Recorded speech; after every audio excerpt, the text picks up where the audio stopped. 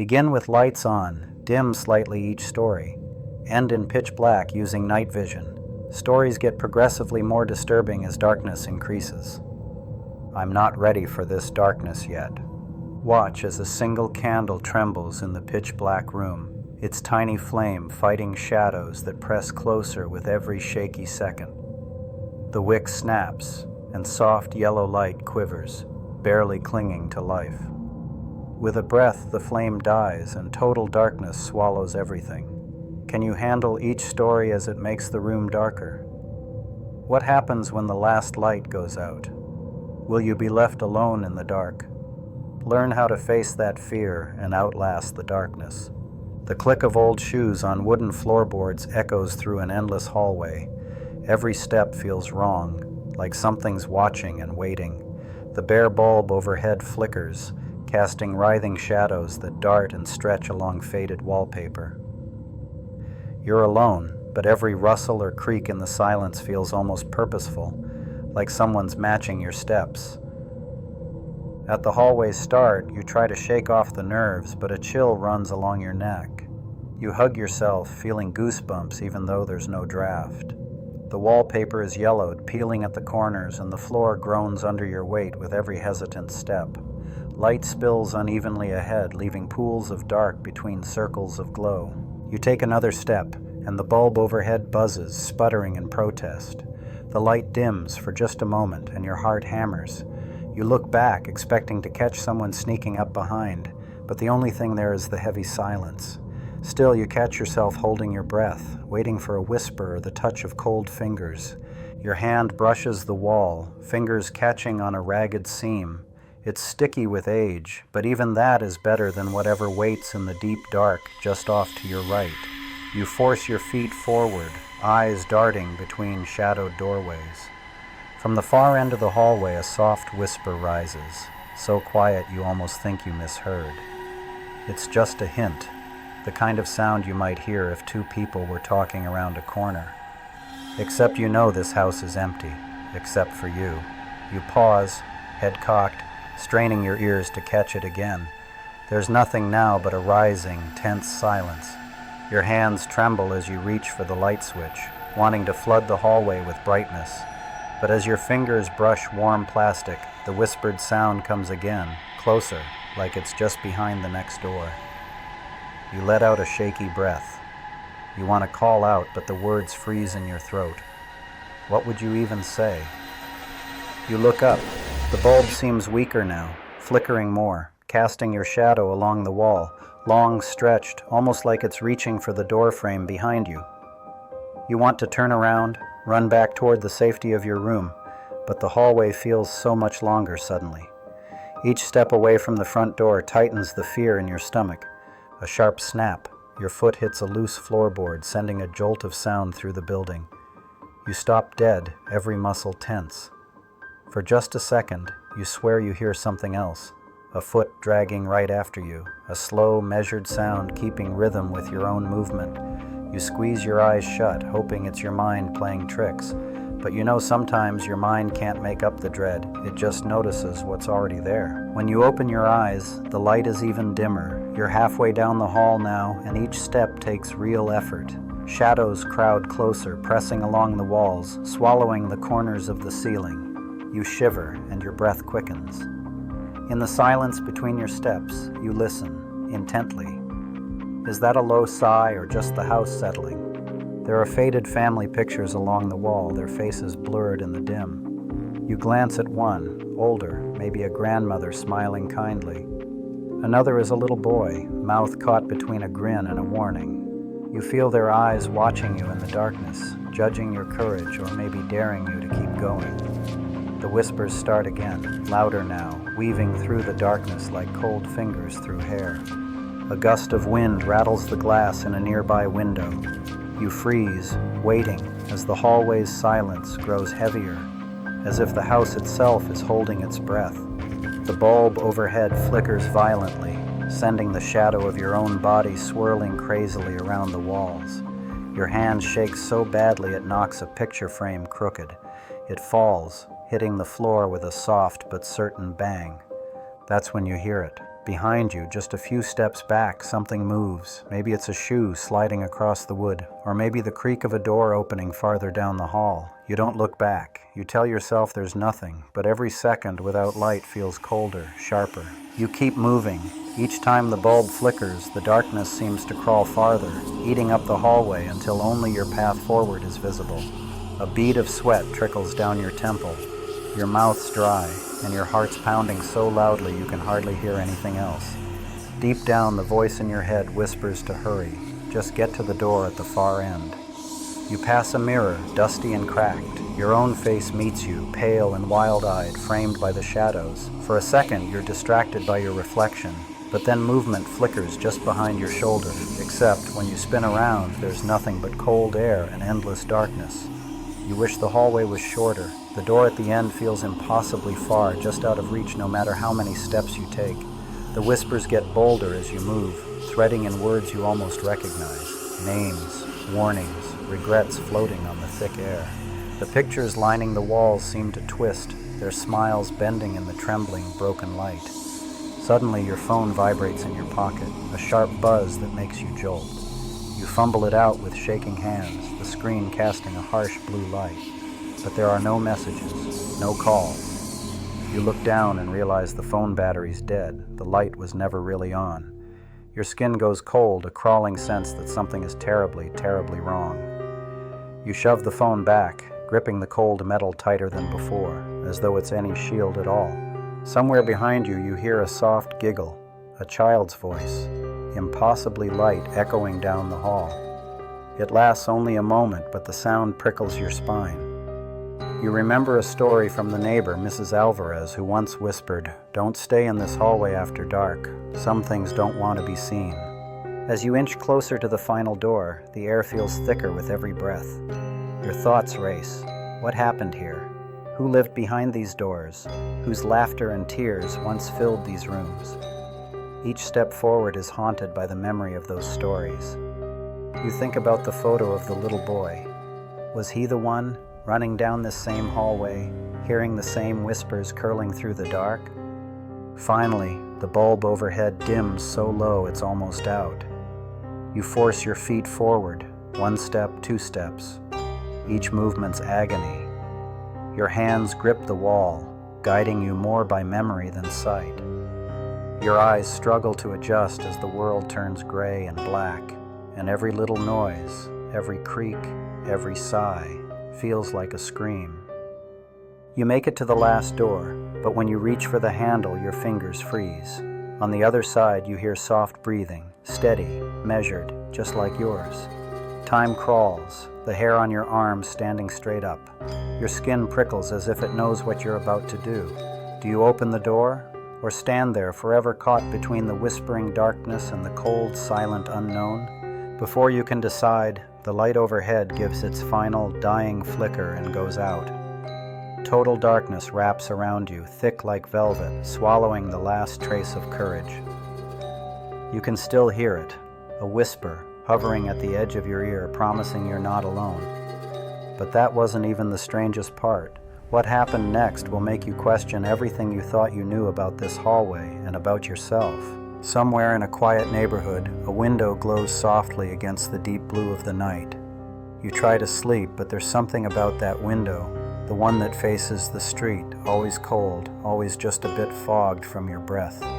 At first, you don't notice anything strange. The curtains flutter a little in the evening breeze, and every so often a car's headlights sweep by, slicing pale gold lines across the peeling wallpaper. Then one night, as you pass by the window on your way to the bathroom, you stop cold. The darkness outside presses tight against the glass, thick as syrup, but there's a shape there, standing absolutely still, silhouetted by the faint moonlight. It's not moving. You stare, eyes wide, waiting for it to flicker or shrink away, but it never does. It's just there, like it's always been there. You try to laugh it off, telling yourself it's just a bush or a coat left on the porch. Still, you don't look away. Minutes pass before you finally force yourself to blink, stepping out of sight. But the chill won't leave your skin even under the bathroom light. Every night after that, the figure's there, unmoving, always at the same spot just outside the pane. Some nights you catch just the outline, a tall, thin shape, always staring in. Other nights, the streetlight flickers and you almost think you see its head turning, following you as you walk back from the kitchen with a glass of water clanging in your hand. After a week, you start to dread sundown. The sun dips just behind the houses, painting long shadows across your room, making the window grow colder somehow. You double-check the lock, even though the glass is thin and wouldn't keep out much. The room starts to feel smaller every night. The walls seem to close in, inch by inch, pressing you toward the cold light at the window's frame. Then the temperature starts to change. At first you think it's just winter coming, but your friends swear it's warm outside. Inside, though, your breath hangs in the air, little clouds that linger long after you exhale. You wrap the blanket around you, pressing your knees to your chest. But you can still see your own foggy breath as you watch the silhouette. It doesn't move. The only sign it's real is how cold the room gets when the sun sets and how the shadows creep in, curling along the edges of the window. You start to notice the sounds. The wind rattles in distant trees, and every so often a faint thud comes from the wall by your bed. You tell yourself it's just the old pipes, but then the noises line up perfectly with your own movements, like the world outside is mimicking you. Your nights stretch on forever. The dread builds each time you have to walk past the window. You try to keep your eyes on your phone or pretend you don't see the figure. But the shape waits, patient and motionless, never blinking, never leaving. Sometimes the clock ticks loud enough to drown out your thoughts, each tick a hammer blow in the quiet. When the ticking stops, you freeze, realizing the silence is thicker than before. A few times you try to tell someone about the watcher. You mention it at school, half joking, but your friends roll their eyes or shrug it off. It's probably just your imagination, they say, laughing, or maybe a delivery guy lost in the driveway. But deep down, you know it's nothing that simple. The presence at the window feels deliberate.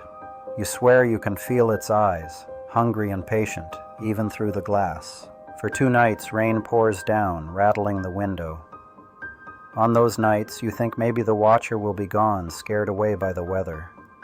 But there it is, dark and unmoving, the only fixed point in the blurring storm. The water running down the glass almost makes the silhouette look like it's melting, but it never leans or sways. By morning, all that's left on the window is a lingering handprint pressed in blurry condensation. Sometimes you wake up at night with your heart pounding, convinced you've heard a tap on the window or a scraping on the outside ledge. Your hands shake as you check the latch, knuckles white, breath fogging up the cold glass. Your reflection stares back at you, scared, eyes darting. When you finally sneak a peek through the curtains, the silhouette has moved closer, almost indistinguishable from your own shadow. That's when the panic sets in. You press the blanket tighter, every muscle tense. One evening, you work up the courage to flip on every light in the room, hoping the glare will blind whatever waits outside, but the power fails for a split second, leaving you stranded in utter blackness. You swear you hear soft breathing beyond the window, a slow, measured inhale that matches the fog of your own breath. When the lights flicker back, the shadow outside is just where it's always been, maybe even closer than before. Desperate for answers, you search online. You read about shadow people, cold spots, haunted windows. Everyone in the forums shares their own watcher stories, midnight taps, cold drifting through solid glass, missing pets, lost time. Suddenly you wonder if the watcher is even outside at all. You remember old stories from when you were little, stories about windows being like mirrors, and if you stared too long, sometimes things from the dark side came into your world instead. That makes you cover your mirrors and avoid your own reflection in the darkness. Some nights, the only thing breaking the silence is the faint whistling of the wind and your own rapid heartbeat. You start convincing yourself to ignore the window, but curiosity always wins out. Once, just once, you take a deep breath, square your shoulders, and move toward the glass. You wipe a peephole clear with your palm. The air feels colder than ever. Are you finally ready to confront what's waiting? Suddenly, the shape's gone. You press your face closer, peering through the shimmering condensation. The yard's empty. The watcher has vanished. For a moment, relief floods you. But as you turn away, your eyes catch a motion in the next room, a tall, dark shape standing by the inside of your other window, perfectly still, as if it's always belonged there. That night, sleep isn't an option. You lie awake, thinking about what might happen if you dared to open the window. Would the cold pour in, thick and heavy, or would something step through, slow and silent? Instantly, your mind jumps to stories you read in those online forums, like the person from Portland who swore they saw hands pressed against both sides of their window at 3 a.m., or the girl from Ohio who felt icy fingers brush her cheek when she peered through the glass. Each new detail from strangers makes it harder to feel safe in your bed. Sometimes, as you pace the hallway, you hear voices from outside, quiet and muffled, saying your name so softly you question if it's just the wind. Your hands tremble and your breath gets short, and you realize you're making up excuses. Maybe the house is settling, or maybe you're just overtired. But the feeling, like being watched through the darkness, never really fades. The next morning, your mom notices the chill too. "Feels colder in here these days, huh?" she says, rubbing her arms. A part of you wants desperately to confide in her, to say, "It's not just the weather," but the words dry up. When you pass by the window again, you can still see the shape's outline traced in the fog. It's almost like it's marking its territory, waiting for you to notice. Build up after build up, you realize you're living half in fear, half in curiosity. Do you finally dare to throw open the curtains and meet the watcher's gaze? Or do you keep pretending it's not there, as the air grows colder and the shadows press deeper with every passing night? But the question is, what happens if you face the watcher head on? You've always known there's something uneasy about nightfall. When the bedside lamp gives its first little flicker, you try to convince yourself it's just an old bulb. But the second flicker lasts longer, throwing wild, crisscrossed shadows across the wall and ceiling. The safe, golden light you've depended on since childhood is starting to lose its power. You're tucked under the covers, the blanket pulled up to your chin, watching the lamp's glow stutter and fade. The edges of your room start to dissolve into darkness. You try to focus on the soft hum of the heater and the gentle flutter of the curtain, but it's no use.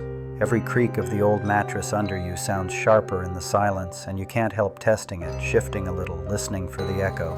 A sudden cold rush sweeps across your ankles, making you flinch. You look down, heart pounding. The darkness under the bed seems deeper than it should be, as if it could swallow anything that came near. When you were a kid, you used to leap from the doorway onto the middle of the mattress, no matter how silly it looked, just so nothing could reach out and grab your feet from below.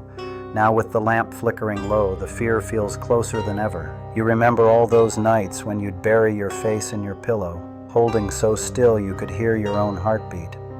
Your parents told you monsters weren't real, and you believed them, until you'd hear something slide or scrape beneath the bed, softer than a whisper, but just loud enough to make you freeze. You're not a kid anymore, but right now it hardly matters.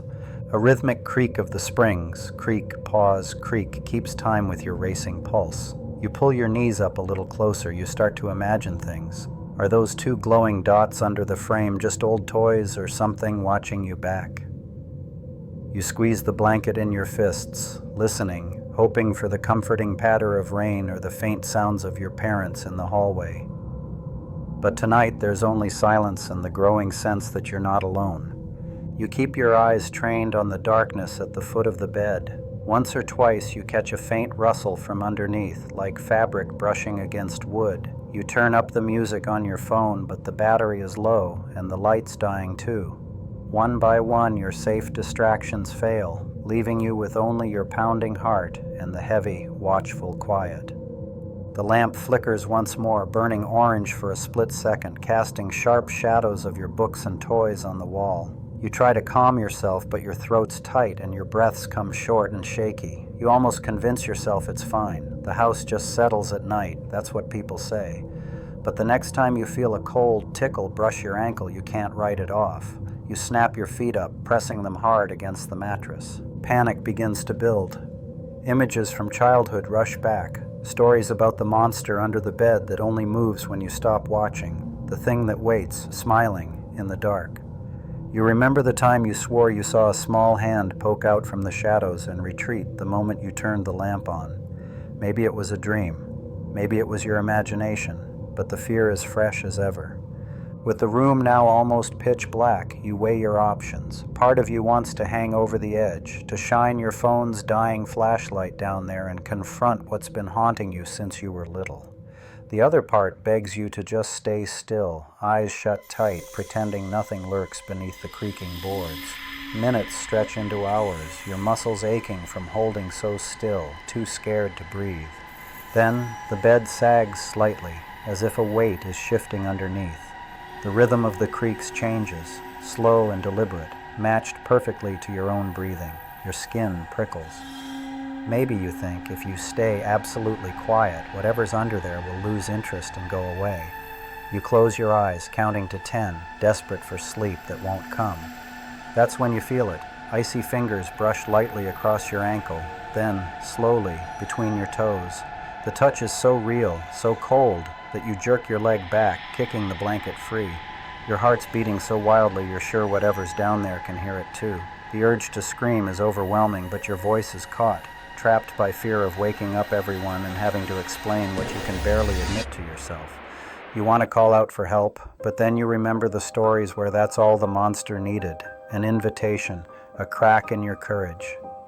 Every part of you screams to move, to leap from the bed and run for the door, but your body refuses. You watch the darkness under the bed, waiting for movement, for a hand, a face, a slow crawl toward the edge. Time blurs as you listen to the disturbed patterns of breathing and the bed's endless uneasy groan.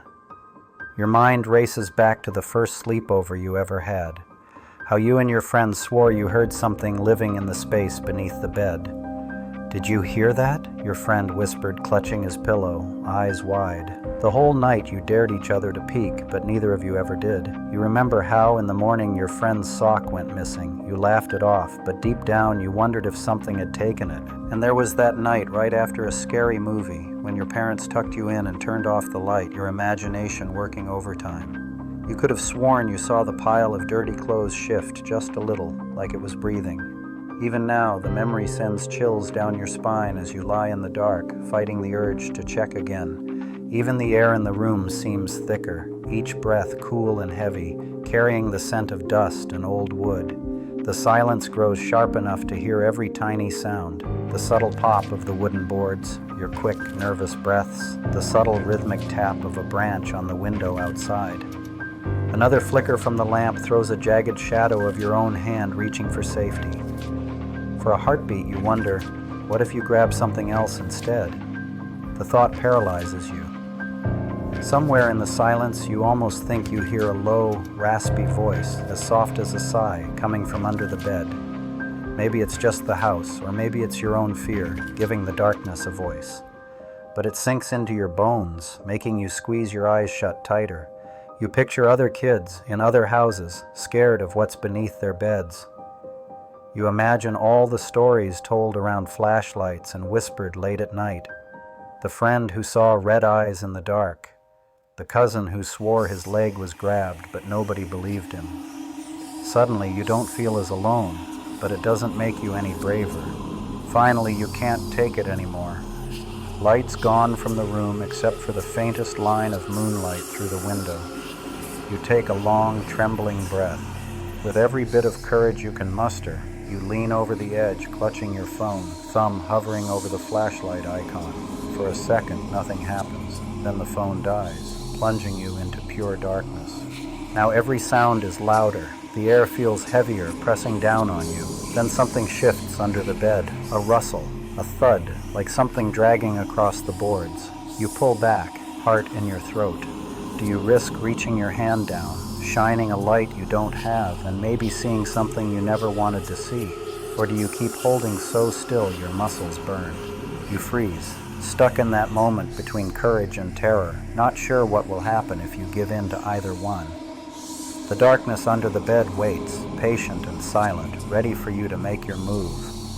And then everything changed, but just what happened next, the moment the fear reached its peak, is something you'll have to see to believe.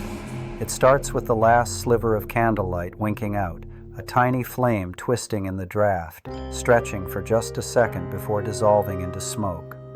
Snuffed in a single breath. The room isn't just dark, it's the sort of blackness that swallows every outline, hiding even your own hands just inches from your face. It feels like a thick, velvet curtain, heavy and constant, dropped over everything. The familiar shapes of bookshelves, chairs, that cup left on your desk. They're gone now, erased. In this total silence, you hear only the old house settling, soft pops and distant creaks that make the darkness feel even heavier. The floorboards groan now and then, as if someone is shifting their weight on the other side of the room.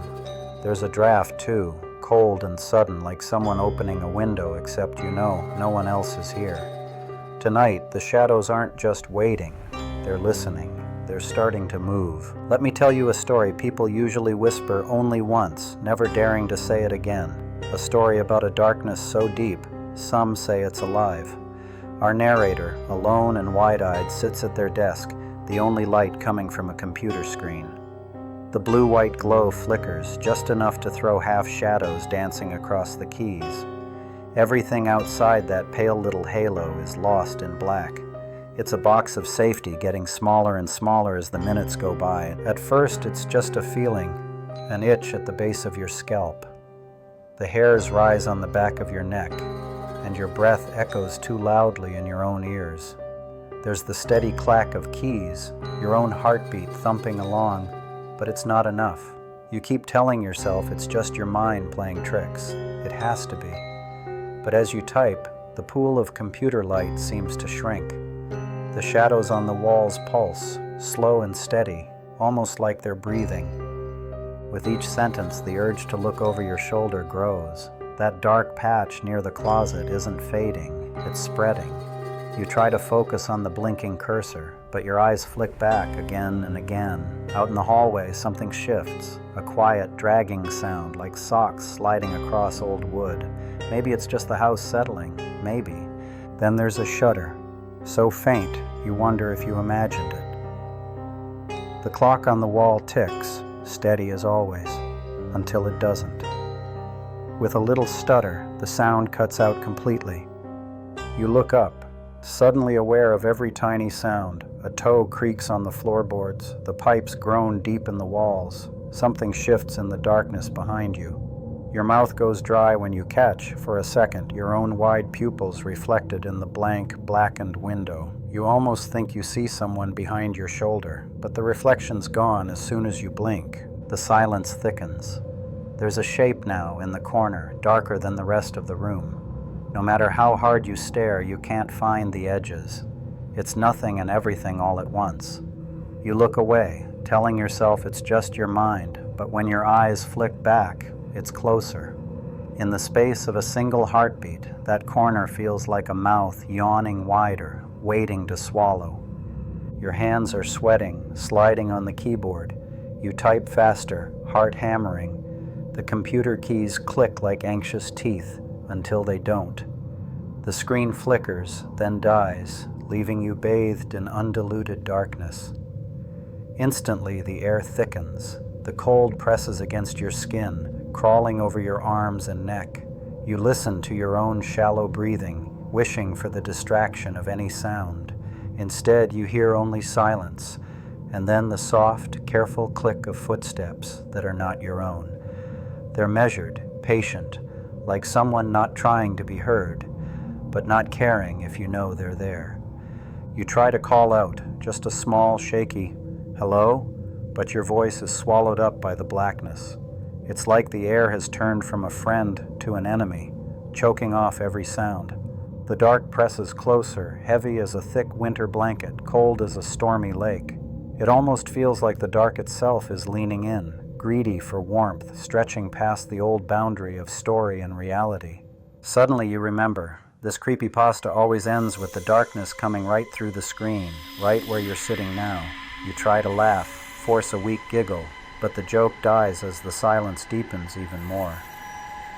Your eyes dart around the pitch-black room. That cold spot by your shoulder grows, sharper, more insistent. You think you see movement in the screen's reflection, but there's no light left to cast it. Maybe it's your imagination, or maybe it's not.